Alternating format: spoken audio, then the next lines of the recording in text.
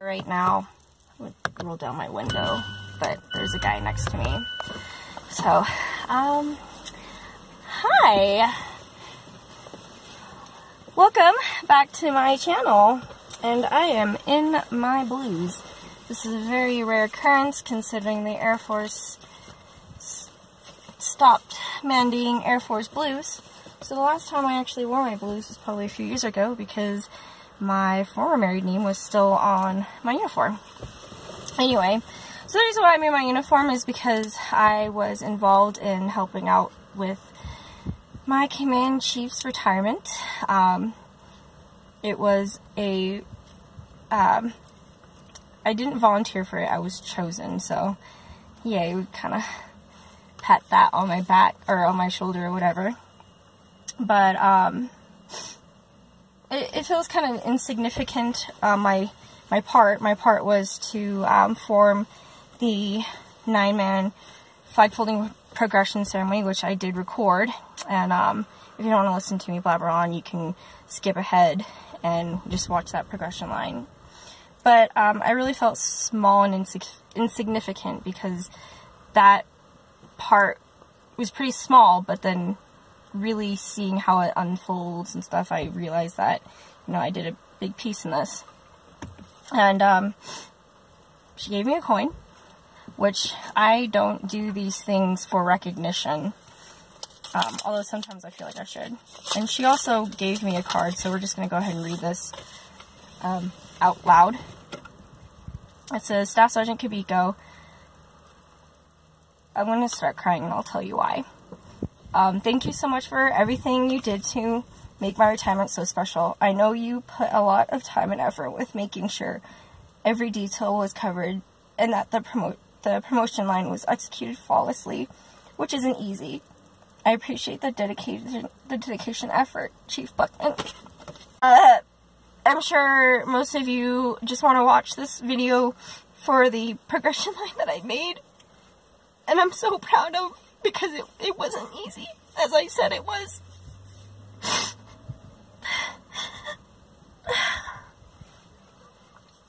I'm sorry. I'm probably going to edit this out because this is really sad. Yeah. So, anyway, I'm going to go ahead and let you watch the progression line, and, yeah, hopefully you guys, if you are struggling to figure out how a progression line works, because there is no AFI or no right or wrong way to do it, yeah, you can learn from my mistakes. So, I'll see you guys in the next in my next baby project, which is tomorrow. The NCO induction ceremony. It's probably going to be a lot more laid back than this, and probably a lot less tears. So yeah, I'll see you in the next video. Bye.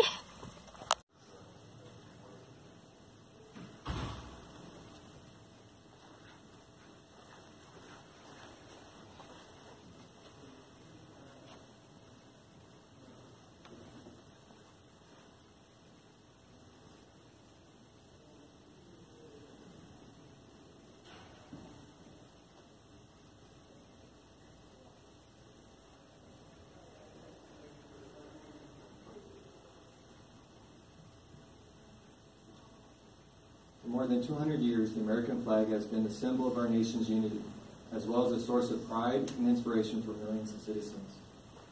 Born on June 14, 1777, the Second Continental Congress determined that the flag of the United States be 13 stripes, alternating between 7 red and 6 white, and that the Union be 13 stars, white in a blue field representing a new constellation.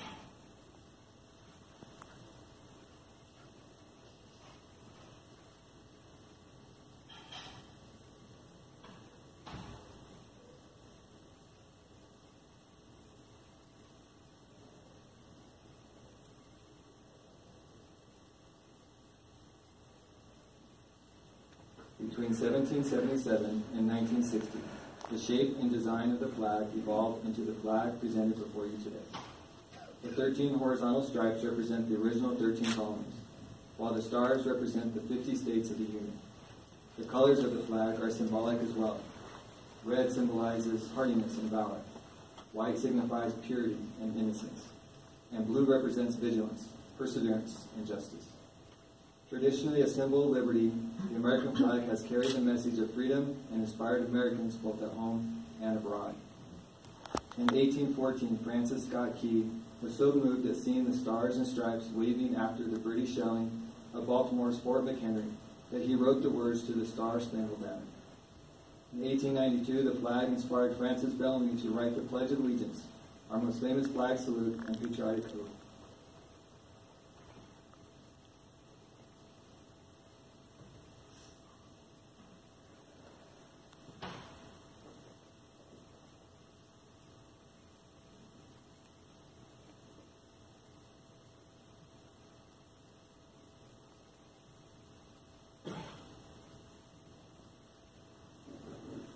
In July 1969, the American flag was flown in space when Neil Armstrong planted it on the surface of the moon. Today our flag flies on constellations of Air Force satellites that circle our globe and on the thin flash of our aircraft in harm's way in every corner of the world. Indeed, it flies in the heart of every airman who serves our great nation. The sun never sets on our U.S. Air Force, nor on the flag we so proudly cherish. Since 1776, no generation of Americans has been spared the responsibility of defending freedom. Today's airmen remain committed to preserving the freedom that others won for us, for generations to come. By displaying the flag and giving it a distinctive fold, we show respect to the flag and express our gratitude to those individuals who fought and continue to fight for freedom at home and abroad. Since the dawn of the 20th century, airmen have proudly flown the flag in every major conflict on lands and skies around the world. It is their responsibility, our responsibility, to continue to protect and preserve the rights, privileges, and freedoms that we as Americans enjoy today. The United States flag represents who we are. It stands for the freedom we all share and the pride and patriotism we feel for our country. We cherish its legacy as a beacon of hope to one and all. Long may it wave.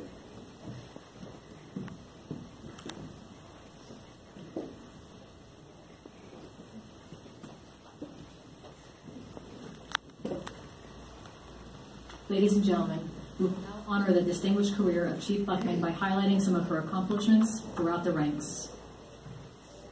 Forward, march!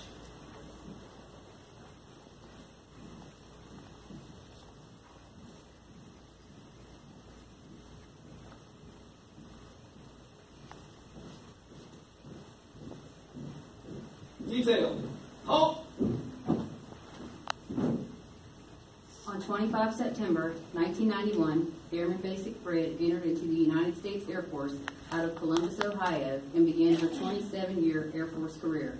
Following basic training, she completed aerospace medical technician training at Shepherd Air Force Base and was then off to her Phase 2 training at Wright-Patterson Air Force Base.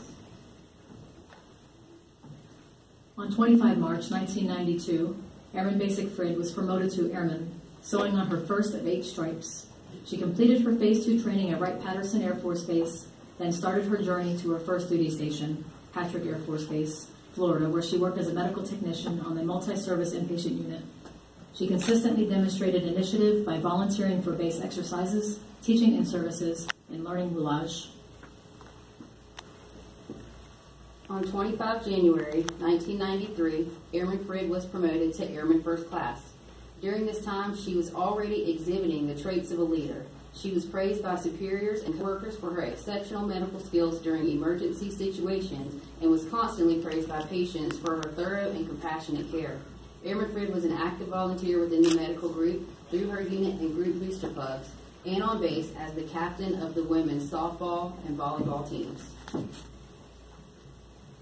On 25 September 1994, Airman First Class Fred was promoted to Senior Airman.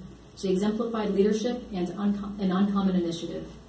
As a family practice medical technician, she led the congressionally mandated comprehensive clinical evaluation program for Persian Gulf War veterans, calling and scheduling patients to ensure 100% reimbursement for all war-related illnesses and injuries.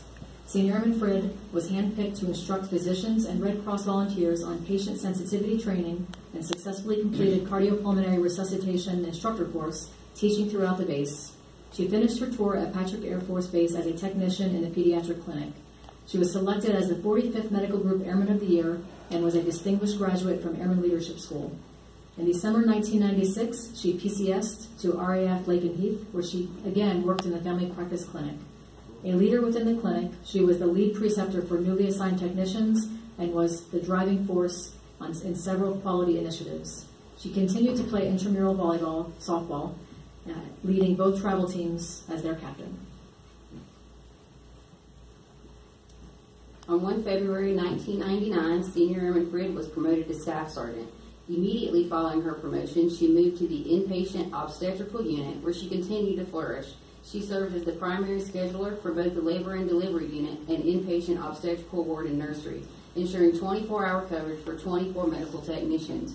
A skilled labor and delivery technician, she was selected to be part of the emergency delivery team, consistently demonstrating superb technical ability in multiple, diverse, and critical situations. Here, Staff Sergeant Frid had her first experience supervising airmen, including one member under Article 15 suspension, helping her recover from her non-judicial punishment and successfully continuing life in the Air Force. She continued to teach cardiopulmonary resuscitation and emergency medical technician continuing education classes to medics, fire department personnel, and others throughout the base. This love for teaching and mentoring airmen led to her seeking out and being selected to be a medical service apprentice course instructor at Shepherd Air Force Base in Texas. There she hit the ground running, teaching 3 nursing blocks and pushing her students to exceed, often having above a 90% first-time pass rate, which exceeded the course average by 20%. A dynamic professional, she received all outstanding instructor evaluations and provided dozens of hours in additional instructional aid to struggling students.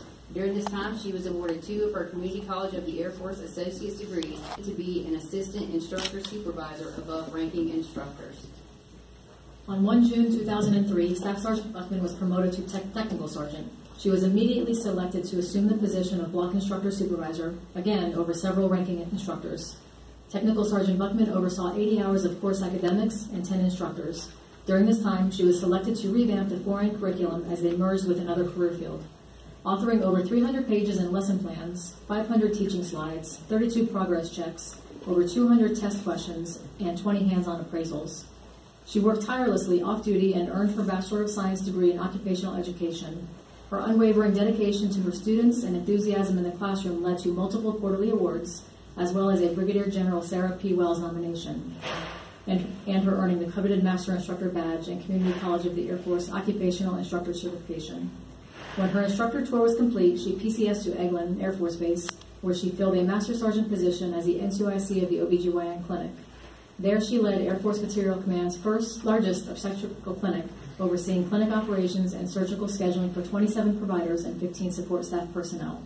A no-nonsense leader, she was handpicked by the squadron commander to move to the Inpatient Labor and Delivery Unit to refocus the staff following several staff assistants' visit failures. She was again selected for multiple quarterly and annual awards and earned both the Non-Commissioned Officer Academy's Distinguished Graduate and Commandant's Leadership Awards. Sergeant Buckman was selected for promotion to Master Sergeant in June of 2006 and was shortly after hired to be the Airman Leadership School Commandant at Eglin Air Force Base, where she would once again do what she loved to do the most, teach and mentor airmen. On 1 June 2007, Technical Sergeant Buckman was promoted to Master Sergeant and was already serving as the Commandant of the 3rd largest Airman Leadership School in the Air Force and the largest in Air Force Material Command. There she directed 6 staff members, teaching 192 hours of enlisted professional military education to over 450 students annually from 4 wings. Sergeant Buckman and her team coordinated 28 formal graduations, 75,000 in self-help projects throughout their building, and an installation of a new drill pad to execute student evaluations. She served as the top 3 treasurer, then president, for 2 years in a row, and orchestrated the largest senior NCO induction ceremony to date. Her exemplary leadership led to her selection for several quarterly and annual awards, and for the Team Eglin Senior NCO of the Year 2 years in a row, as well as the Air Force Professional Military Education Team of the Year and Air Force Professional Military Education Senior NCO of the Year. She also earned her master's degree, professional manager certification, and Tier 2 instructor certifications, and was a distinguished graduate from the Senior NCO Academy. On 1 February 2011, Master Sergeant Buckman was promoted to Senior Master Sergeant. Shortly after promoting, she PCSed to Wright-Patterson Air Force Base, where she served as the superintendent for the Office of the Dean at the United States Air Force School of Aerospace Medicine. In that role, she assisted with the execution of a $7.6 million TDY to school budget and with the coordination of transportation, dining, lodging, and curriculum delivery for more than 4,500 students annually. Sergeant Buckman was instrumental in the rewrite of the school's education and training operating instructions, streamlining instructor internships, and creating a single location portfolio for all instructor records. She also served as the Human Performance Wing's board and functional manager, overseeing training and certification for 38 members at 4 geographically separated units across the U.S. She worked tirelessly with AFPC to stagger instructor assignment expiration codes following the school's move to Wright-Patterson from Brooks Air Force Base, ensuring a deliberate cycle of instructor PCSs. While in the Human Performance Wing, she backfilled both the group superintendent and wing senior enlisted advisor on multiple occasions.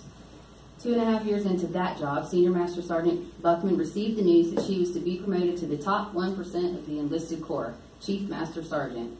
With that promotion came her assignment to the 10th Medical Group at the United States Air Force Academy as the 10th Aerospace Medicine Squadron Superintendent and Foreign Functional Manager. On 1 August 2014, Senior Master Sergeant Buckman was promoted to Chief Master Sergeant. In this capacity, she led a diverse squadron of over 100 personnel and advised the Foreign Enlisted Board of Directors and Air Force Academy Surgeon General on the training and utilization of more than 100 medical technicians. Shortly into her assignment, she was selected to deploy to be the Medical Group Superintendent at the 386 Medical Group in Kuwait, where she led a staff of 65 members in support of Operation Inherent Resolve. Upon her return, she assumed the role of the 10th Medical Group Superintendent, leading the training and development of more than 400 enlisted personnel. In 2016, she was hired to be the next Chief Medical Enlisted Force for Air Force Space Command at Peterson Air Force Base. There, she assisted with the training and rollout of trusted care for 5 medical treatment facilities. Shortly after her arrival, she was notified of her selection for the Command Chief list. On January 1st, 2017, Chief Master Sergeant Buckman was notified of her selection to be the Command Chief of the 10th Air Base Wing at the United States Air Force Academy. She assumed her position on 31 March 2018. During her time as Team 10's Command Chief, she rallied support from 6 mission elements to realign and fair share 7 base-wide augmentee programs, reducing wing additional duties by 30%. She hosted 7 senior airmen below the zone boards and recharged the wing award program, rewriting award criteria and guidance, and mandating in-person grading for consistency and continuity.